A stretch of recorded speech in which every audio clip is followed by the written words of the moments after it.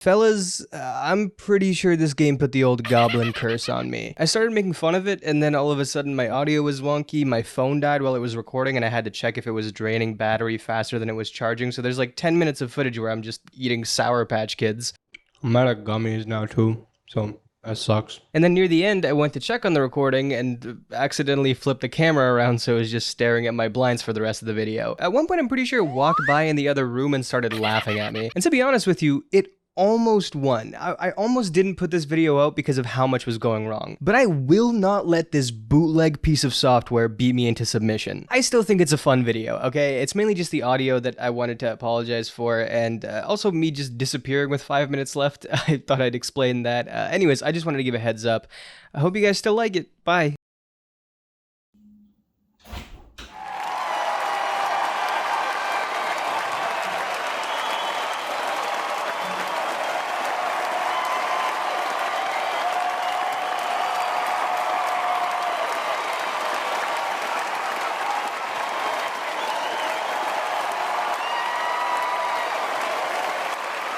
Enchanted Portals. We're gonna talk about Enchanted Portals. Do you guys remember this game? It's not exactly like high profile or anything, so I'd forgive you if you've never heard of it before, but if you've been watching me since day one, first of all, shame on you. And second, you might remember me talking about Enchanted Portals in a video from about 2 years ago about Cuphead. And if you haven't watched that video, please don't. It was the middle of COVID, and I looked like a sack of potatoes going through an emo phase. It's bootleg Cuphead. That's all you really need to know. It was clearly inspired by Cuphead, it's not hiding it. And you know, it caught some heat for coming across like a straight up ripoff of one of the most inspired games of the last generation, but I'm always willing to give games the benefit of the doubt. I don't really mind if you stick too close to another game's idea, just be good. That's all I ask. I can't say I was all that impressed from its trailer though. You could kind of tell that this game was a little bit floaty, underdeveloped, and for lack of a better word, cheap looking. There were clearly some talented animators involved, and the boss design generally looked great, but there was something off about how the characters moved and interacted with the space. To their credit though, it seems like they realized just how much work needed to be done to really put this game together, so they decided to put up a Kickstarter campaign with a goal of about $130,000. And against all odds, even though it was meeting a lot of criticism online, it made not just $130,000, not just $200,000, not just $300,000, but $20,000. So okay, the game didn't look like it was gonna do very much, but I had a bit of morbid curiosity. I wasn't like optimistic about this game, but I put it on my Steam wishlist just to keep track of it. A couple years later, I get a notification. Enchanted Portals is now on Steam. Cool, I open up the page, $26. Now that doesn't sound like a lot, but I'm paying college tuition and living in New York. I'm $26 away from financial ruin. And so I asked the publishers, hey, can I get a code? I'm woke. And they're like, sure, here you go. And I tell you this because A, disclosure, and B, I want you to know that the only time I looked at the Steam page was right when the game released, aka no Steam reviews were posted. I had heard a couple of things.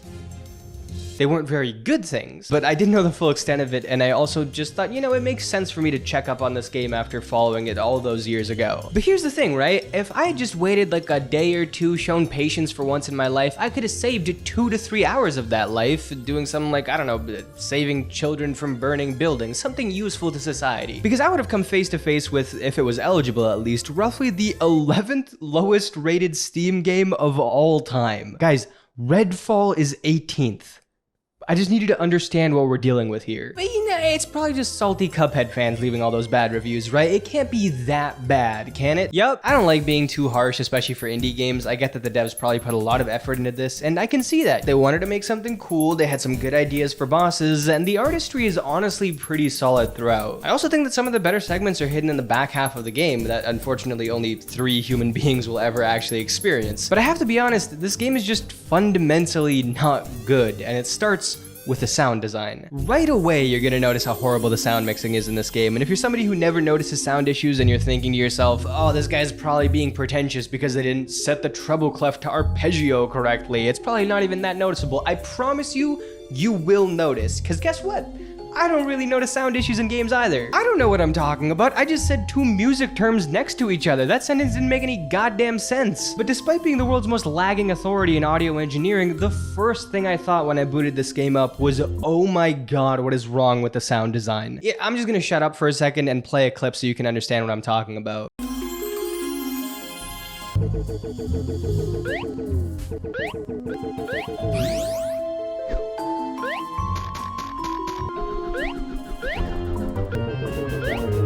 This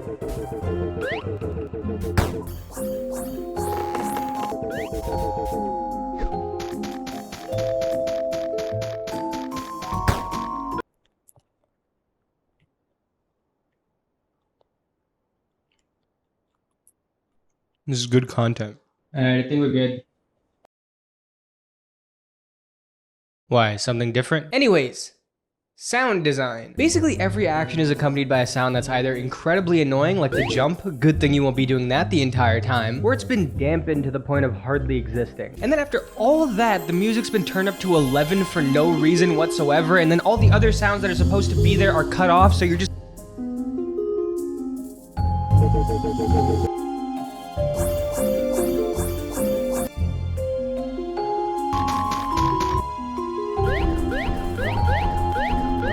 Yeah, it's not good. The music itself is also it's okay at first, but most tracks are just 5-second snippets with cartoon ad-libs that have been put on loop. So after hearing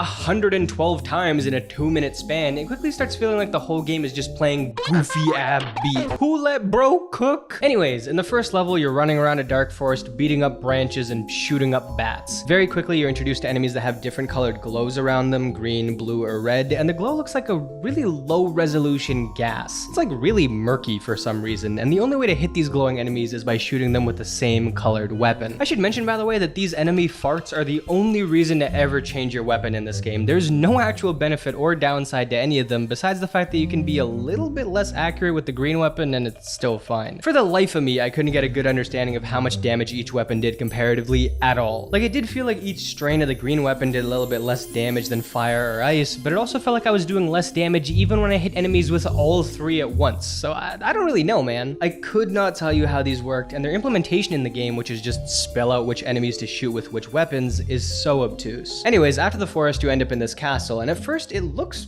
pretty cool. There's a nice backdrop, pretty interesting enemies. Wait a second, is this fun I see? No, because 5 seconds later you're met with the exact same cluster of enemies doing the exact same thing, and then 5 seconds later you see them again. And then you realize that even the backdrop is repeating. Every single level follows the same mentality as the music, which is make 1/10 of a product and then multiply it by 30. By the way, boss attack patterns, same thing. I do think there's a bit of procedural generation involved as well, because every time I respawned it felt like the patterns had changed ever so slightly, but at the most it goes from, alright, you're gonna fight 2 of these guys and then 1 of these guys, and then you're gonna fight 1 of these guys and 2 of these guys. Ooh, what'll we think of next? After every short section you get a bit of story, aka 1 or 2 still images, which by the way, have clearly been stretched out from 720p to whatever resolution your screen is. And now we get to the first boss, who's a wicked witch. Spooky. And again, taking influence from Cuphead, we have different sentient hazards that move at different angles that you have to avoid while fighting. Pretty quickly though, I realized that the only danger points were these 3 hammer dudes on the bottom and the cats that would run across the screen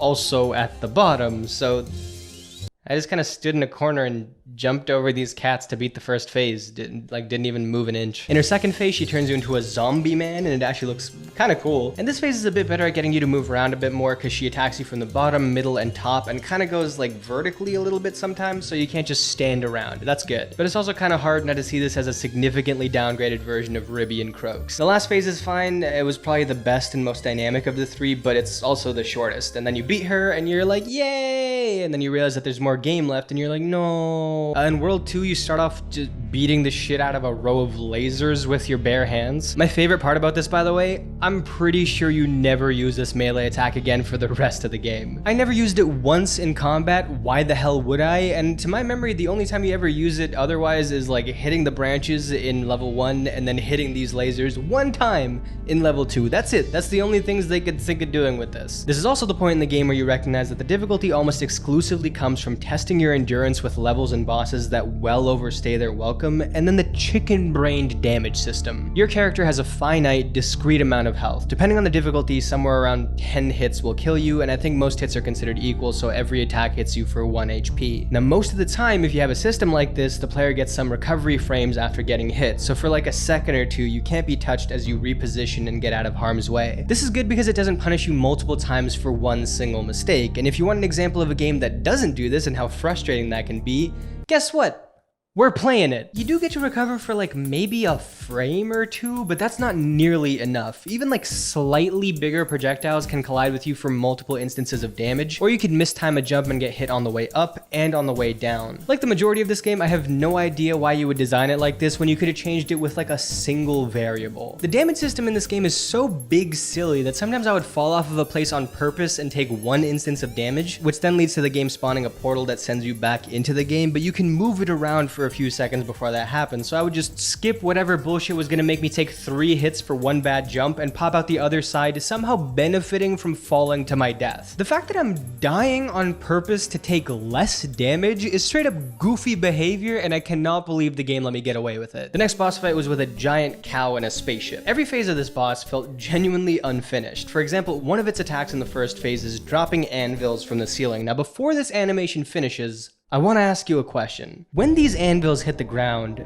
how do you think they remove them from the scene? Will they A, hit the ground with a big effect and break part of the floor that they then go through? B, hit the ground and then break into a shockwave that deals damage? Or C, fall straight through the screen like the ground doesn't even exist? Nah, they just kind of land and get deleted.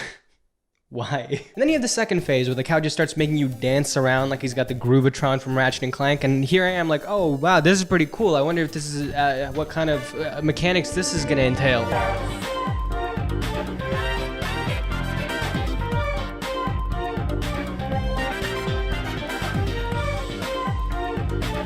I genuinely don't think I've ever been this bored during a boss fight. And then there's phase 3, which I like to call Shitty Dr. Call. It's a pretty blatant reskin of Dr. Call and a pretty blatant reskin of Cuphead, but the attacks are more basic, and you don't even target the 3 destructible regions directly like you do in the Dr. Call fight. You can just keep hitting him down low the entire time, and it'll still break his helmet first. So one of the most unique parts of that boss, and the way it got you to actually move around the arena, is just flat out removed here. That's awesome. Level 3! Why am I still doing it? I don't really have much to say about this level directly, so this might be a good time to talk about the awful control choices in this game. For example, if you dash, it'll always cancel out your attack input. To expand on that, basically you hold square to attack and it shoots in a constant stream, and then if you dodge with attack still held, it will complete the dodge animation and then do nothing. Even if you never let go of the shooting button, you have to now let go of it and then press it again to start firing again. Now that seems like a little itty bitty baby complaint, wah, I have to press a button again, wah. But it's these really simple things that contribute to jerky, unintuitive combat, and again, it would be an incredibly simple thing to fix. Having the D-pad as the way to control your weapon swapping is also incredibly unintuitive because you have to move your thumb from the thing that moves you around to the thing that changes your weapon, so you have to stand completely still while doing it. And if you're thinking to yourself, oh, that does kind of suck, but you could probably just do it while you're,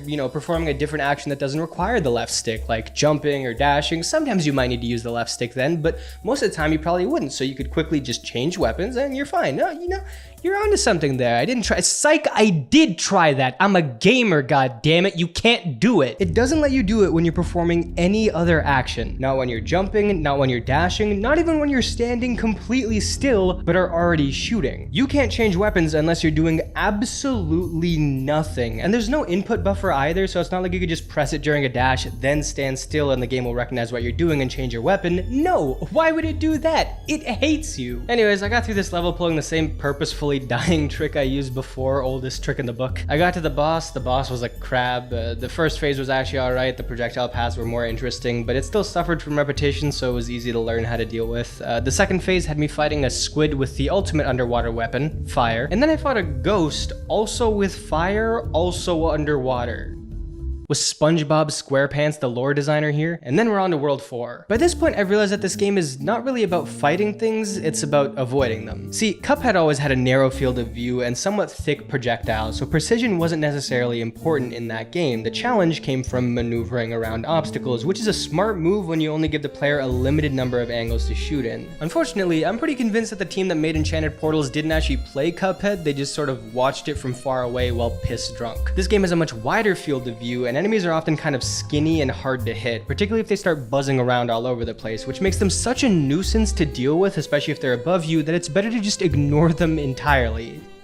And so, I did. Most of this game, I was just kind of shooting what was in front of me and then running away from the rest. It's like if the run up to old Souls bosses was an entire game. Level 4 ends with probably the most boring boss in the game. I don't really have much to say here. It's just really long and drawn out. I stood in one spot in the middle of the screen for the entirety of phase 3 and didn't get hit once, so that was cool. And then finally, we're in the last stretch of the game, which is simultaneously the best part of it and also the one that feels like the most bumbling mess of a product. Up until this point, the structure was very clear. You would have 2 levels per world and then it would end with a boss. But then by the end, it's just boss, boss, 1 level out of nowhere, boss, and then 5 bosses just kind of amalgamated into one. The first of said bosses is this gunslinger dude, and this is probably the best fight in the whole game. Don't get me wrong, I would much rather play Cuphead's worst boss 100 times over than play this one more time, because Cuphead is just that much better than this game. That said, within the context of Enchanted Portals, this is like Ishin the Sword Saint. So what does it do differently from the others? Well, first, I'd say that it does the best job of having a lot of different sources and arcs for projectiles and other attacks without feeling too random and cluttered. Eagles flying through horizontally, this dude down here shooting bullets straight up, which also comes straight back down after, the scattered shotgun shells from the bull, later the cacti too, which also shoot needles vertically. It's a solid set of attacks. Every part of this boss also makes sense together. I can see how everything here fits in. It's all desert yeehaw, rootin' tootin' shootin' adjacent. And then the gunslinger in the middle serves a purpose that most other encounters here usually overlook, which is forcing decisions that aren't purely reactive. This guy basically follows you around slowly and will shoot at random intervals or when he's right beneath you, and you need to decide when the space that's left on one side has gotten too small to maneuver in properly, so you have to pass him quickly and get to a more open space. It's kind of like a simpler version of those UFOs in the Hildeberg fight. You need to figure out when to commit to moving before something happens so you don't get cornered right after. It's obviously held back by the game around it, but in a vacuum, this is actually pretty well designed. The chicken boss is alright, it's kind of random. I don't know why they did half the stuff that they did, but the style's pretty cool. It has a lot of personality, and there's no objectively stupid ass sections like with the cow boss, for example. The last phase is dead easy though. It feels way too simple to even fit in the beginning of the game, much less the last phase of the second last boss. And then the final boss,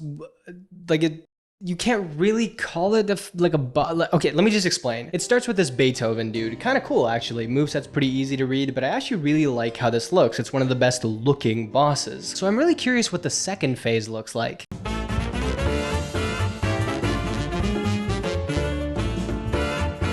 What? The second phase, you're just fighting Cerberus in hell / some lady's backyard. And yeah, there's nothing to bridge this gap story-wise. This isn't like Beethoven's dog or something. You're just kind of like here now. And then it gets even weirder because now you're in like this enchanted portal. Whoa. And here you're fighting the fairy tale book that's been sending you to all these dangerous worlds in the first place. Like he seems like the main villain, I guess. This entire section is built around the stupid ass weapon changing system, and he's a small target that moves around a lot, and all of his attacks are randomly thrown together from previous bosses. So it's basically just all of this game's problems concentrated into one big phase. And even though this should definitely be the final fight given it's the main bad guy and it brings back the other bosses as cameos, you then get the wonkiest, blurriest transition of all time. That was real, that's in the game, I didn't edit that. And now you're like a squirrel fighting a big tree?